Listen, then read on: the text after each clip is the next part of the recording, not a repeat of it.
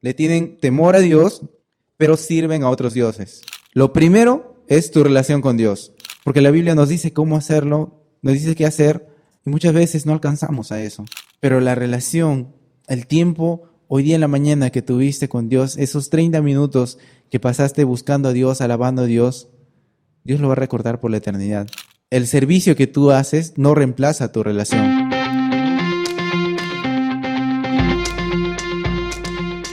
En este tiempo que estamos estudiando Nehemías, hemos visto cómo Dios ha sido tan fiel con el pueblo de Israel. Empezó con esta fase de reconstrucción con la oración de Nehemías. Ellos tuvieron un tiempo en el que fueron atacados, estuvieron temerosos porque había gente que le decía, oye, ¿qué están haciendo? Mira, yo te voy a acusar con el rey. Y lo bueno es que Nehemías siguió ahí como un buen líder. A pesar de todas las dificultades que hubo, a pesar de las distintas circunstancias que tuvo, él siguió fiel y siguió permanente, ¿no? Y es porque Dios estaba con él. Y así es como llegamos al capítulo 7 de Nehemías. La mayor parte del capítulo 7, que tiene 73 versículos, es una genealogía, pero vamos a empezar por el versículo 1. Nehemías, capítulo 7, versículo 1. Luego que el muro fue edificado y colocadas las puertas, y fueron señalados porteros, cantores y levitas. La muralla está terminada.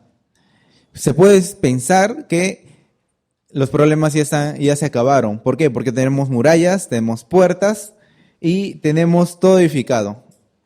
La parte en la que Nehemías había proyectado ya está culminada.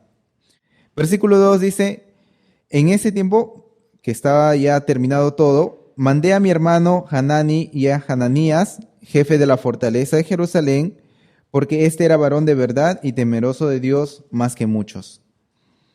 Recuerden que su hermano, Hanani, había ido a darle las noticias a Nehemías de cómo estaba la ciudad, de que estaba destruida, de que no había puertas, de que todo el muro estaba derribado, que los israelitas ahí estaban pasando hambre. Y fue con esa noticia que Nehemías fue ante el rey y le pidió para reconstruir. Y orando antes, Dios le concedió este deseo, ¿no? A través del rey.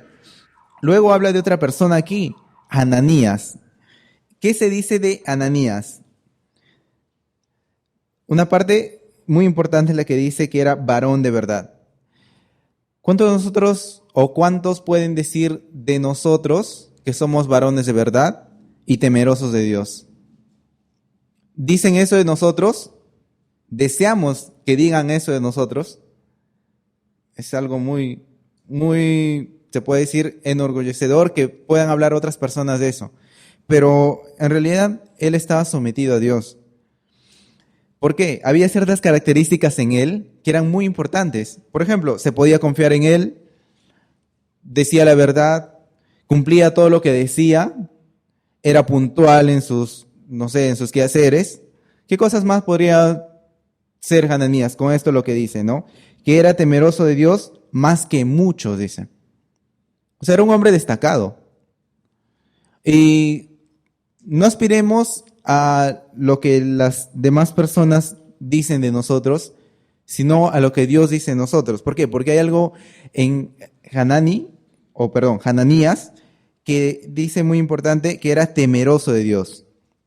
Muchas veces tenemos el concepto equivocado de qué es temer a Dios. Muchos pueden pensar, no, temer a Dios es tener miedo. No, yo no puedo hacer esto, yo no puedo hacer lo otro. Pero en realidad, lo que es temer a Dios es odiar la maldad y el pecado al mismo grado que Dios odia el pecado y la maldad. Eso nos hace ser hijos de Dios, ¿no? Temer a Dios es odiar el pecado. ¿Por qué? Porque el pecado es el que nos va alejando de Dios, porque el pecado, cada vez que pecamos, nos apartamos de Dios, no cumplimos con lo que Dios quiere para nosotros.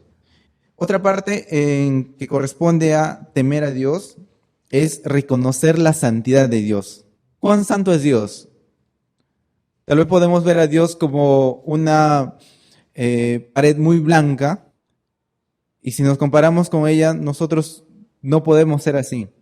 La santidad de Dios es algo sumamente grande, sumamente importante, porque recuerden que los querubines siempre están diciendo a Dios, santo, santo, santo, y no cesan de decir santo. Es una característica muy importante de Dios que tenemos que tener presente desde nuestras vidas para temer a Dios, para aborrecer el pecado. ¿Por qué? Porque amamos a Dios.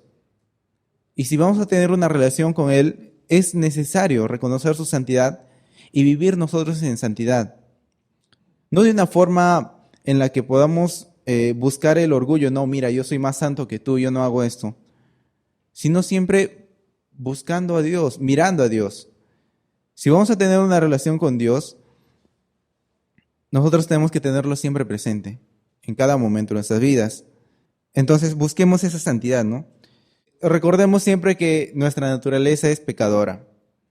Entonces, si algún momento pecamos, que lo vamos a hacer, no es excusa para alejarnos de Dios. No es excusa para decir, no, oye, yo no puedo. No, ya estoy descalificado. No, ¿por qué? Porque por eso mismo vino Jesucristo a morir por nosotros. Buscan Hebreos 9:27. Es un pasaje muy hermoso en la que Dios, a través de quien escribió Hebreos, nos dice lo que realmente somos nosotros ahora, ¿no? Dice, empezando el versículo 27, y de la manera que está establecido para los hombres que mueran una vez y después de esto el juicio, así también Cristo fue ofrecido una sola vez para llevar los pecados de muchos, y aparecerá por segunda vez sin relación con el pecado para salvar a los que le esperan. Esa es nuestra esperanza ahora. Nosotros somos pecadores, merecemos ser castigados, y es por Jesucristo que podemos ser salvados, que Él pagó nuestros pecados una vez y para siempre, y no nos dejó ahí nada más, sino que Él va a venir una segunda vez por nosotros. ¿Qué dice aquí? Para salvar a quienes, la última parte del versículo 28, dice, para salvar a los que le esperan. Recordemos que ya estamos en los últimos días. Jesucristo viene diciendo que estamos en los últimos días hace 2000 años aproximadamente. ¿Cuánto más ahora? Si Pablo tenía la convicción de que Jesucristo iba a venir pronto, ¿cuánto más ahora nosotros debemos estar más enfocados en Cristo, más enfocados en lo que dice su palabra, buscando a Dios y compartiendo lo que Dios nos ha dado? Su gran amor, su salvación. Y es algo a lo que debemos siempre tener en presente, ¿no? Número uno, vimos que Dios es santo y nos ha llamado a vivir en santidad, a vivir con Él, en pureza. Vamos a ver una pequeña ilustración. Segunda Reyes, capítulo 17. Dios siempre ha sido fiel con su pueblo, Israel. Siempre. Pero eso no es un factor limitante para que suceda algo recíproco. Israel no siempre ha sido fiel con Dios. Es más, desde los inicios, Israel se había apartado. Dios sigue siendo fiel con ellos. Hay una parte en la que Daniel intercede por Israel y dice, Señor, te pedimos, no porque nosotros seamos buenos, te pedimos que hagas esto porque confiamos en que tú eres misericordioso. Recordemos eso siempre. Segunda Reyes 17, versículo 22 en adelante dice, y los hijos de Israel anduvieron en todos los pecados de Jeroboam que él hizo, sin apartarse de ellos, hasta que Jehová quitó a Israel de delante de su rostro, como él lo había dicho por medio de todos los profetas, sus siervos. E Israel fue llevado cautivo de su tierra a Asiria hasta la fecha que fue escrito esto. Y trajo el rey de Asiria. Bueno, antes de pasar ahí, ¿qué pasó? Israel había pecado en gran manera, siguiendo el ejemplo de su gran rey Jeroboam, que era un rey pero malo en total. Por eso Dios los entregó a los asirios. Y todo el pueblo de Israel fue llevado cautivo a Siria. ¿Qué hacían los asirios? Los esclavizaban y los llevaban a otro lugar. Los retiraban, los hacían un cambio de domicilio. y traían a otras personas. Versículo 24. Y trajo el rey de Asiria gente de Babilonia, de Cuta, de Aba, de Hamad, de Sefarbaim, y los puso en las ciudades de Samaria, en el lugar de los hijos de Israel. Y poseyeron a Samaria y habitaron en sus ciudades. Vemos que hay una reubicación. Y aconteció al principio, cuando comenzaron a habitar allí, que no temiendo ellos a Jehová, envió Jehová contra ellos leones que los mataban. Dijeron pues al rey de Asiria: las gentes que tú trasladaste y pusiste en la ciudad de Samaria no conocen la ley de Dios de aquella tierra. Y él ha echado leones en medio de ellos, y he aquí que los leones los matan, porque no conocen la ley del Dios de la tierra. El rey de Asiria mandó diciendo: llevad allí a alguno de los sacerdotes que trajisteis allá, y vaya y habite allí, y les enseña la ley de Dios del país. Y vino uno de los sacerdotes que habían llevado cautivo de Samaria, y habitó en Betel, y les enseñó cómo habían de temer a Jehová. Pero cada nación se hizo sus dioses, y los pusieron en los templos de los lugares altos que habían hecho de los de Samaria, cada nación en su ciudad donde habitaba. Vemos aquí que algo malo les estaba pasando a los que habían sido reubicados en la tierra que pertenecía a Israel. Los de Babilonia estaban siendo atacados por leones. Entonces ellos pidieron sacerdotes para que les enseñen cómo adorar, cómo temer a Dios. Ellos lo hicieron. Como parte de su culto a los demás dioses, ellos, ¿qué hicieron? Adoraban también a Dios, temían a Dios. Entonces, temer a Dios no es un factor limitante como el que vemos aquí, ¿no? Lo mismo sucede hoy. ¿Qué pasa? Lo mismo vemos con las personas de Lima, con las personas con las que podemos estar relacionadas cada día. Temen a Dios, personas que respetan a Dios, tienen mucha reverencia con Dios. Cada vez que ven una iglesia o algo, una cruz o algo que les recuerda a Dios, le tienen mucho respeto, le tienen temor a Dios, pero sirven a otros dioses. ¿Qué dioses? El dinero. Invierten todo su tiempo, todas sus fuerzas para obtener dinero, obtener más dinero, obtener riquezas. Es uno de los tantos dioses que son servidos. Otro, sus deseos. Un Dios es algo que gobierna tu vida. Y para las personas, muchas de ellas que temen a Dios, al Dios creador, al Dios verdadero, también sirven a sus deseos. Viven para sus deseos, para satisfacer esos deseos que tienen. Lujuria, ¿cuántas cosas más? Entonces no tienen un solo Dios que guíe sus vidas. Por eso es que vemos que algo más importante que el temor a Dios en nuestras vidas, ojo, más importante, es la relación con Dios que tú tienes día a día con Él, hora a hora con Él, minuto a minuto con Él. Cada instante de nuestra vida nosotros tenemos ese acceso a Dios, podemos acercarnos a Dios, podemos tener esa relación con Dios por medio de Jesucristo y muchas veces lo desaprovechamos. Ese gran privilegio que tenemos de acercarnos a Dios, lo dejamos a un lado y tenemos un servicio parcial a Dios. Por eso, el siguiente punto, aparte de relación, primero empieza con relación y luego empieza el servicio. Y servicio no se refiere solamente a venir acá al local y limpiar, hacer el ministerio con los niños, cosas aquí en la iglesia. Se refiere a lo que tú haces en tu trabajo. Se refiere a tu servicio que tú das día a día a Dios. Tu tiempo a Dios, tus fuerzas a Dios, tus ganas a Dios, tus recursos a Dios. Ese es tu servicio a Dios. Cosas que tú dejas de hacer como sacrificio para servir a Dios, para que el reino de Dios sea prosperado, para que el nombre de Dios sea glorificado. ¿Cuántas cosas nosotros dejamos de hacer por servir a Dios?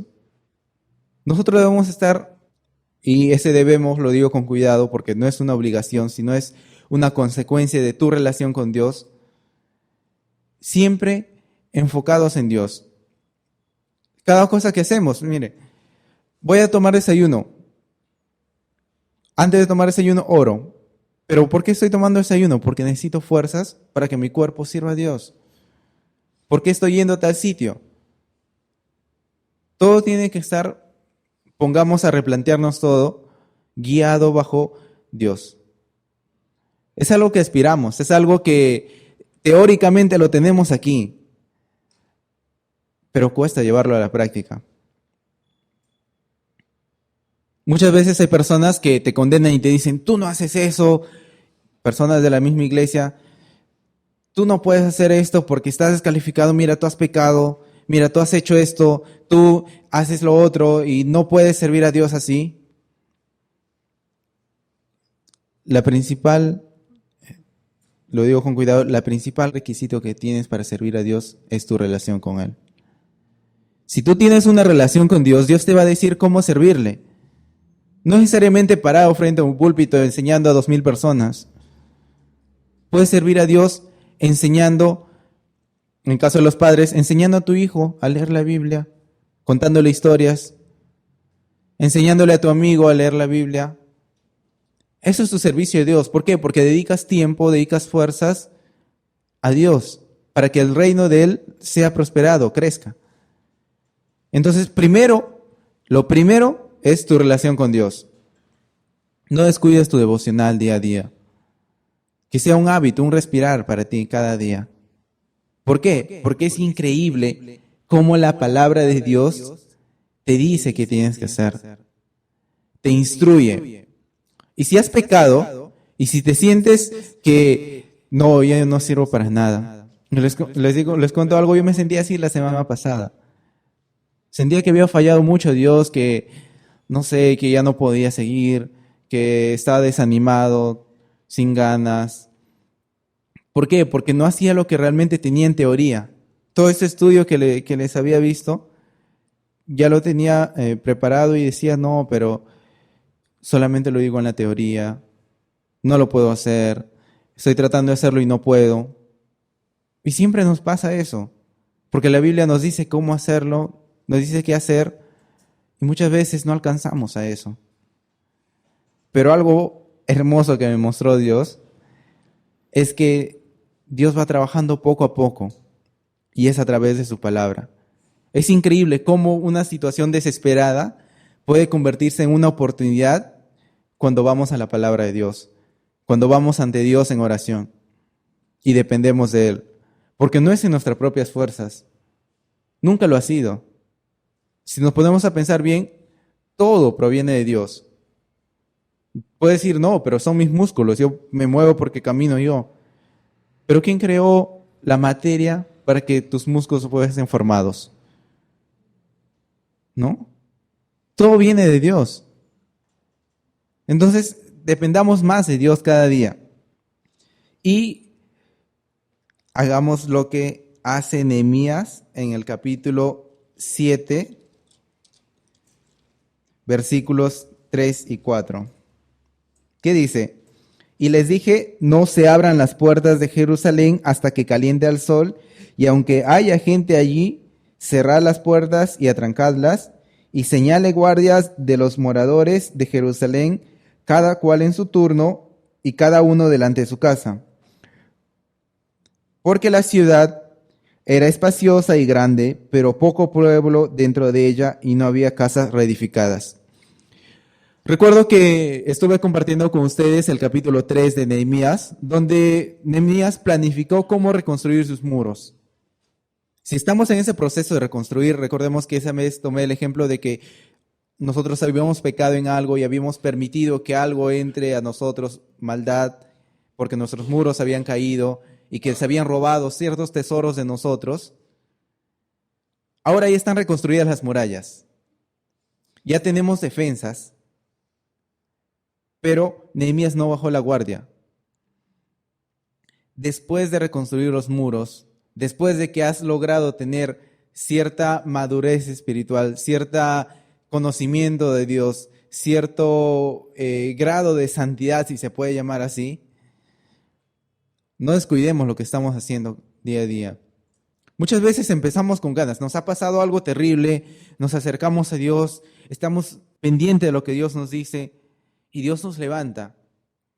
Y vemos cómo Dios ha trabajado en nosotros. Vemos lo maravilloso que Él ha sido con nosotros, cómo nos ha levantado después de esa situación difícil.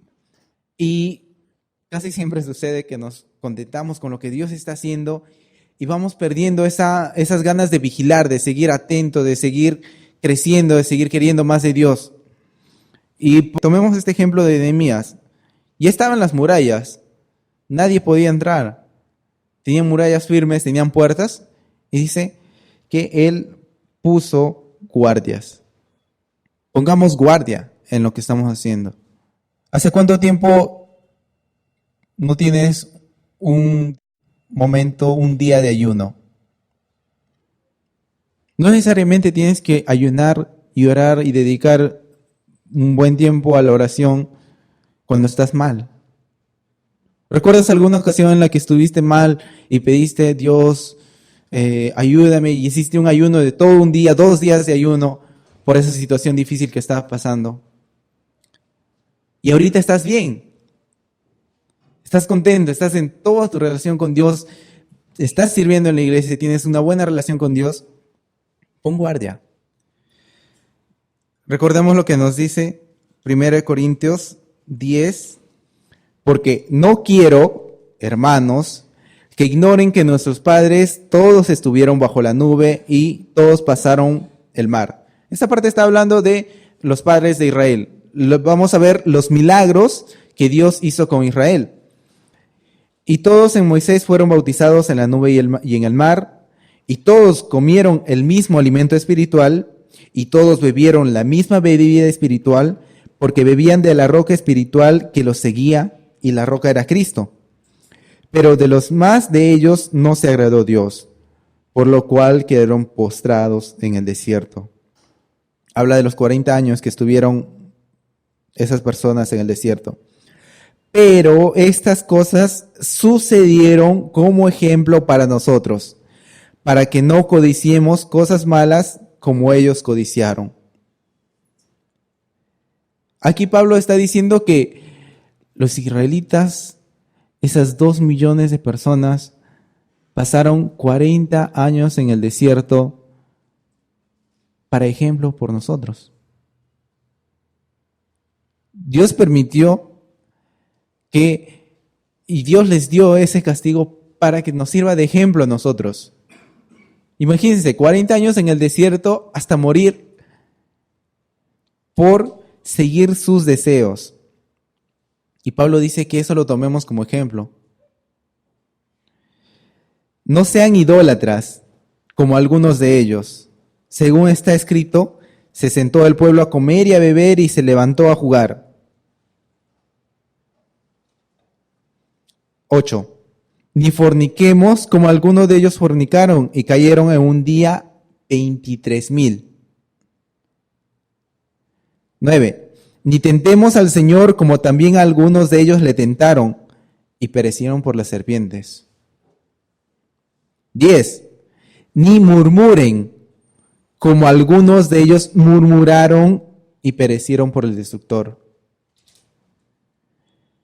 11.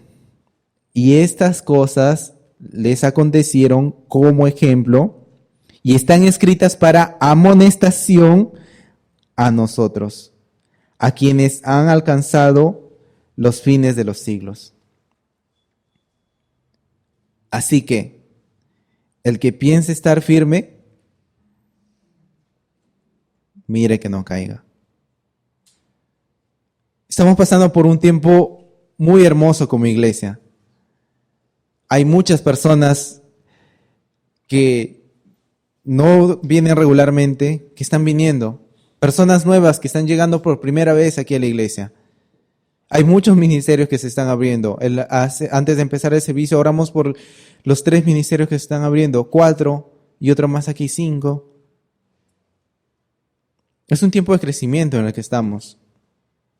Y no descuidemos nuestras murallas, pongamos vigías. Recuerden algo, no sé si Brian ha compartido con algunos de ustedes, seguro la mayoría lo ha leído, que durante el servicio, durante cada servicio, el cuarto de oración arriba va a estar disponible para que estemos orando. En cierto sentido, ellos van a ser nuestros vigías. Han estado pasando algunos ataques aquí en la iglesia, menores, pero han estado habiendo. Así que sigamos vigilantes. No descuidemos la oración, la lectura de la Biblia, la comunión entre nosotros. Estemos atentos. Tomemos el ejemplo de Nehemías. Recordemos que Dios siempre tiene cuidado de nosotros. A pesar de que fallamos, a pesar de que tal vez hemos sido llevados como Israel a otro lugar, hemos sido derrotados, han venido otros y tomaron nuestro lugar, pero ahora ellos, en este capítulo 7 de Nehemías, él toma, el versículo 5, las genealogías. Nehemías toma las genealogías y empieza a ver quiénes han sido repatriados, quiénes regresaron. Y es algo, a mí me parece algo bien interesante, que en la Reina Valera del 60 que tengo, Dios se toma una hoja de letras diminutitas para nombrar a cada persona y a las familias que están ahí y cuántos son. Dios toma en cuenta cada cosa. Dios sabe cuántos estamos aquí. Dios sabe cada detalle de tu vida. Y es algo muy importante para nosotros, ¿no? ¿Se han puesto a pensar cuántas personas son mencionadas en el Antiguo Testamento? ¿Alguna vez han estado haciendo su devocional, su lectura de un año y se han topado con esas genealogías interminables que estás ahí leyendo y leyendo y nos parece aburrido? Hay tanto nombre. Soy este nombre no puedo ni decirlo. Pero mírenlo de la otra parte. Dios ha puesto esas personas en su palabra. ¿Cuántas millones de copias de la Biblia hay? ¿A cuántos idiomas han sido traducidos? Dios ha hecho que esas personas sean recordadas aún hasta nuestro tiempo. Dios nos tiene presente a cada uno de nosotros. Y no por lo que muchos de ahí no están ahí por lo que ellos han hecho. Es cierto, hay grandes héroes como David, José, Abraham. Pero hay otros que son mencionados y no se dice nada de ellos. Y son mencionados ¿por qué? Porque ellos son hijos de Abraham. Porque ellos son de la genealogía del pueblo de Dios. Por eso son mencionados. Su mayor mérito por estar en la Biblia es ser hijos de Dios. Así que nuestro mejor mérito que nosotros tenemos, lo más grande por el que podemos ser recordados es por ser hijos de Dios. Eso es lo que trasciende. ¿Alguna vez se han puesto a pensar el nombre de sus tatarabuelos? ¿Alguien sabe el nombre de uno de sus tatarabuelos aquí?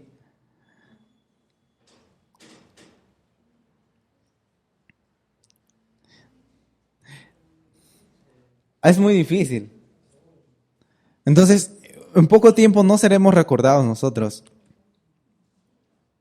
Muchos de nosotros no. Tal vez otros sí. Pero Dios siempre va a tener memoria de ti. De lo que tú has hecho. De lo que tú has tenido esa relación con Dios. Este mundo va a perecer. Este mundo va a pasar. Pero la relación, el tiempo, hoy día en la mañana que tuviste con Dios, esos 30 minutos que pasaste buscando a Dios, alabando a Dios, Dios lo va a recordar por la eternidad. Veámoslo de esa perspectiva, que ese encuentro con Dios que tenemos cada día, Él lo va a recordar por siempre. Así que no permitamos que nada nos distraiga. Y es muy importante, algo que noté mientras leía, es que dice que las puertas no sean abiertas hasta que salga el sol. ¿Por qué? Porque mientras haya oscuridad, es más probable que tropecemos, que nos equivoquemos, aunque ahora vivimos en Lima, ¿no? Todo el día, toda la noche hay luz. Aún en las partes más oscuras se puede ver algo. Pero igual, tengamos cuidado, ¿no? Antes de salir, antes de exponernos a los negociantes, a los que están afuera, antes de exponernos al mundo, primero nuestra relación con Dios. Muchas veces nos cuesta. Otras veces es tan fácil. Pero como estudiamos hoy día en la mañana Levítico 11, que Brian nos estaba compartiendo, algo muy importante es no ser como los camaleones, cambiantes, sino buscar la constancia, ser constantes en nuestro devocional, en nuestro tiempo con Dios, en la oración, en la lectura de la Biblia, en el estudio de la Biblia. Algo que siempre se me queda en la mente y también supongo que varios de ustedes también lo tienen, es que Dios tiene lo mejor para ti. Nosotros podemos ver algo pequeñito, nosotros podemos ver, si giramos la cabeza, lo que está pasando en este local a esta hora, pero Dios puede ver lo que está pasando en todo el mundo, en todo el universo, en todo el tiempo que ha transcurrido y va a transcurrir para nosotros. Porque Dios no está limitado. Entonces, si yo tengo una decisión que tomar, si yo tengo algo que hacer, ¿quién es más capaz para decirme hazlo o no? Creo que la conclusión es obvia, ¿no? Dios sabe lo mejor para nosotros. Y no solamente lo sabe, sino que Él quiere lo mejor para nosotros porque nos ama. Y muchas veces nosotros olvidamos eso y vemos la situación y decimos, yo creo que esto es lo mejor. Y no buscamos a Dios. Muchas veces Dios permite situaciones en las que no entendemos, que decimos, no, todo está mal. Pero recordemos siempre que cuando hemos confiado en Dios, todo ha salido bien. Yo recuerdo hace poco, estoy hablando de 2 semanas atrás, que hubo una situación en la que yo me esforcé y ponía mis fuerzas y a las finales me dijeron, no, te vamos a anular el examen. Dije, ¿qué? Simplemente lo puse en las manos de Dios, recordando que no era mi habilidad. Y Dios fue fiel. Eso es algo reciente porque tengo mala memoria y no sé, creo que voy a empezar a anotar todo lo que me pasa. Aunque tengo por ahí un archivo. Y empezar a recordar, ¿no? Lo que Dios ya ha sido fiel con nosotros. Así que no descuidemos. Y algo que tengamos en cuenta nosotros es lo que pasa en el versículo 63. Capítulo 7, versículo 63 de Nehemías. Luego de estar Nehemías leyendo cada familia que ha regresado, cuándo se han regresado de cada familia, en el versículo 63 dice, y de los sacerdotes, los hijos de Abaía, los hijos de Cos y los hijos de Barzilai, el cual tomó mujer de las hijas de Barzilai, Galadita, y se llamó del nombre de ellas. Estos sacerdotes buscaron su registro de genealogías y no se halló, y fueron excluidos del sacerdocio. Y les dijo el gobernador que no comiesen de las cosas más santas hasta que hubiese un sacerdote con Urim y Tumim. No cualquiera puede participar en el servicio a Dios. ¿Por qué? ¿Se han puesto a pensar por qué solamente de la tribu de Leví, los descendientes de Aarón, en ese tiempo eran los únicos que podían ser sacerdotes? Primero tiene que ver, recordemos, una relación con Dios para poder estar en la lista de los que podemos servir a Dios. Esa relación con Dios nos permite estar en esa lista de los que podemos servir a Dios y hacer algo para Dios. ¿Por qué? Porque el servicio a Dios, sin esa relación con Dios, es algo pesado, es algo gravoso.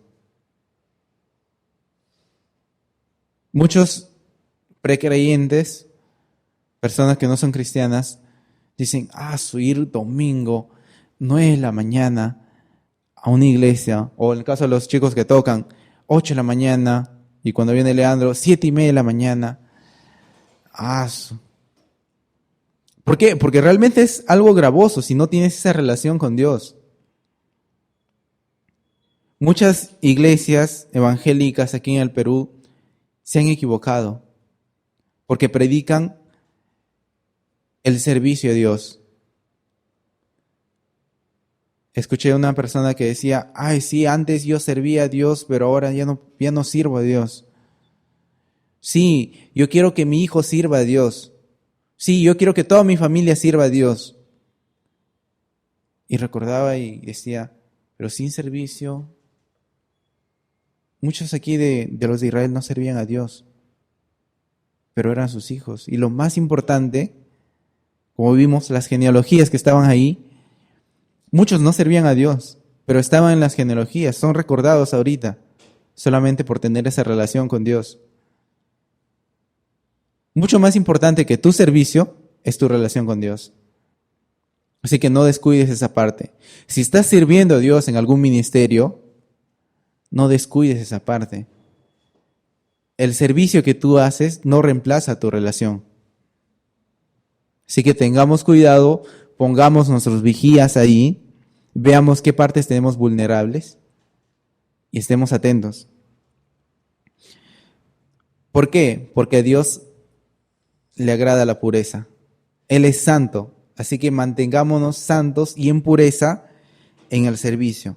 En cualquier parte del servicio que hagamos, en nuestro trabajo, en los estudios, en la limpieza aquí en el local, no sé, tantas cosas, en todo lo que servimos a Dios, en cada instante de nuestra vida, mantengamos esa pureza. Lo que nos debe distinguir como iglesia, como personas, y llamar la atención de los precreyentes es la pureza. Muchas personas que no son cristianas todavía, ven a las personas que dicen ser cristianas y ven sus vidas un desastre, un desorden. Y no es porque esa persona no confía en Dios, sino porque se ha olvidado de la pureza, de la santidad de Dios. Puede ser un cristiano, pero un cristiano que está dando un mal testimonio, como se dice, de lo que Dios hace, de lo que Dios es. No está reflejando bien. Y hasta a veces podemos dudar, ¿es verdaderamente cristiana esa persona? Porque le falta esa pureza. Le falta esa convicción de que Dios es santo y esa relación con Dios que te va purificando.